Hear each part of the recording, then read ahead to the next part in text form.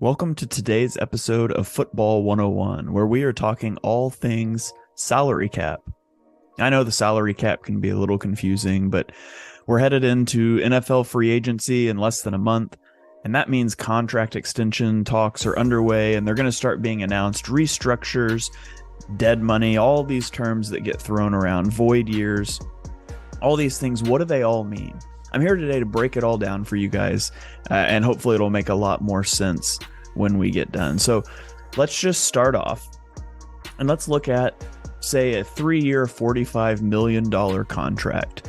We'll say $30 million is bonus money, $15 million is salary. So that deal would look like this. You can see it's the same every year. The orange represents the bonus, the blue represents the salary. The player counts against the cap every year for $15 million. Now, let's say we add void years onto that. First of all, what is a void year? A void year is a year that is on a contract only for accounting purposes. Other than that, it doesn't exist. And so if we added 3 void years to this deal, on paper, for accounting for the salary cap, it's a 6-year deal, but really the player only plays for us for 3 years. So what's the point? Why would you do that? Well, when you sign a player, the signing bonus is paid up front to the player, which they like, obviously, but the cap hit for that is spread out across the duration of the contract. And so in this example, if we add 3 void years, instead of $10 million per year being bonus money on the cap, now it's spread out over 6 years. And so it drops that to $5 million. So now instead of counting for $15 million in years 1, 2, and 3, we count for $10 million years 1, 2, and 3, and then years 4, 5, and 6 that are voided, those count for 5 years each. And so that's how you can use void years to lower your cap hit now and create problems for you later that we'll get to in a minute. So now let's look at this same deal, but this time it's going to be backloaded.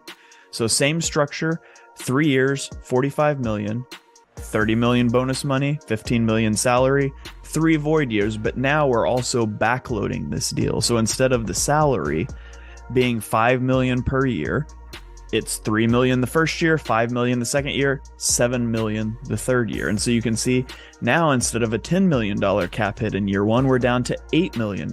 Now, this player, his average annual value is still $15 million, but he only counts for $8 million against the cap in the first year. And a lot of teams will backload the majority of their contracts. Now, why would you do that? Why would you want to pay more for a player later? Well, it's because of the simple reality that the NFL salary cap, it goes up over time. Here's the salary cap numbers for every year from 2011 to 2023. Now, I didn't just pick 2011 arbitrarily. That's when the new collective bargaining agreement went into effect. And so this is what it's looked like. It was $120.4 million in 2011. It's all the way up to $224.8 million for 2023.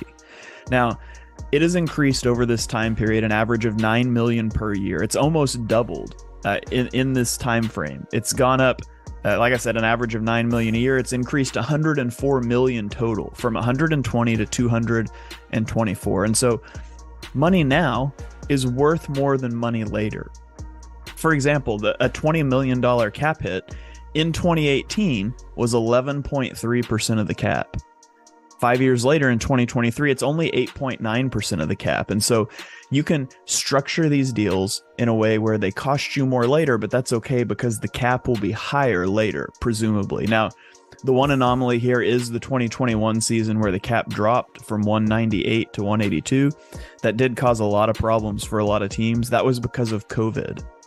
The NFL salary cap is tied directly to earnings by the league. So not attendance at the games, right? Some of the games didn't allow attendance. They restricted attendance. So we only expect for the cap to continue to go up over time. So let's look at now the 3 structures that I gave you and what their cap hit would be each year. So in blue, we have the base deal, $15 million a year. In orange, we have the void years deal. So you can see it's 10 million each of the first 3 years.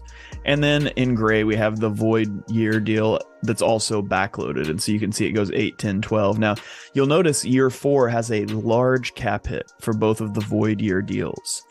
And the reason for that is because the NFL doesn't let you keep that $5 million a year over 3 years that a player is not on your contract anymore. When a player is no longer in your contract, all of the dead money accelerates into the first year that the player is not on the team anymore. And so, although on paper it's $5 million a year for year 4, 5, and 6, as soon as he's off your roster in year 3, all 3 of those years accelerate onto year 4, and you get that $15 million hit. Now let's look at an actual contract and see if we can make sense of it. This is Hassan Reddick's contract. The screenshot is from Over the Cap. If you want to look into cap stuff, Over the Cap is the place to go. Spot Track is the other one. They steal most of their data from Over the Cap anyways. So go to the source, go to Over the Cap, and you can see this is what Hassan Reddick's contract looks like. I didn't just pick 3 years, $45 million with 3 void years arbitrarily. It's representative of Hassan Reddick's contract. Let's look at how Howie Roseman structured this deal. And so in 2022, he has a base salary of just $1 million. His cap number you can see is $3.8 million. And then in 2023, it's again $1 million base salary. It's almost $7 million cap number. And then in year 3, we get to a $20 million cap number. And then in year 4, to represent these void years, it all accelerating, you get 14.78. So here it is broken down on a graph. This is the Hassan Reddick deal that Howie Roseman put together. So you can see it keeps the cap hit really low for season 1 and 2, but in season 3 it explodes. It's almost $20 million. And then in season 4, obviously when he's off the team, that will all accelerate forward. Here we have season 4, all of that dead money, just under $15 million. So again, this acceleration of money, this happens on all contracts when a player leaves a roster, whether they're cut, whether they're traded, whatever happens. That's why the NFL has given teams what is called a post-June 1st designation. This allows teams to cut 2 players before June 1st, but they keep their cap on the books until after June 1st, so that bonus doesn't accelerate until the next year. And so if we look at this Reddick deal, and again, this wouldn't actually work because of the way the contract works, but just for an example, because it's here on the screen, if you designated him as a post-June 1 cut after season 3, then in season 4, you would just be hit for about $5 million. And then season 5 and 6 would collapse onto season 5 and bump it up to about 10. So that's what the June 1st designation means when you hear teams start to throw that around. So let's say Hassan Reddick has played well. You want to keep him on your roster. You want to avoid all of this dead cap accelerating into season 4. You can do that. And so let's say you extended him 2 years, $40 million, $30 million of it is a signing bonus. And so that contract would look like this. Now we have a year 4 and a year 5. And again, we get to spread out this bonus money over the duration of the contract. So we keep these 3 void years here to help us spread it out. But now you can see this is starting to stack up. Although we had him really cheaply in year 1 and 2, now year 4, you're over 15 million. Year 5, you're over 20 million. And eventually when that collapses, year 6, when he's not on your roster, you have $25 million of dead money. Eventually, you have to pay the piper. You can only kick the can so far down the road for so long.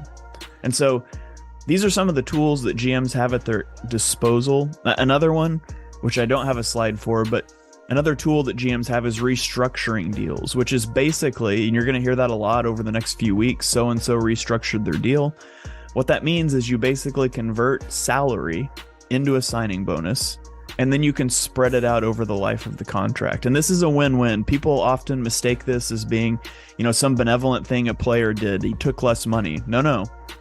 He had salary that he got paid now. He got paid the salary up front. It was converted into a bonus. That means it's 100% his. It's guaranteed, and he gets it now. And so it's a great thing for the player, and it's a good thing for the team. It lowers the cap for the team now. But again, you're always kicking the can down the road, and eventually you are going to pay up. And so you look at teams like the Saints right now who have kicked the can down the road for so long. The reckoning is coming. The Rams, like, you can continue to do it, but you're just creating more and more bigger problems for yourself down the road. That's where a smarter organization has to take stock of itself and realize when it's time to reset the books, which is something the Eagles did after the Carson Wentz deal. They were able to reset the books and largely get out of those a lot of those dead cap hits. So I hope that's helpful. Some of the concepts, some of the things you're going to be thrown out a lot over the next few weeks: restructuring and dead cap and void years and post June 1st cuts. I know that's foreign to a lot of people. There's certainly more knowledgeable people about it than I am.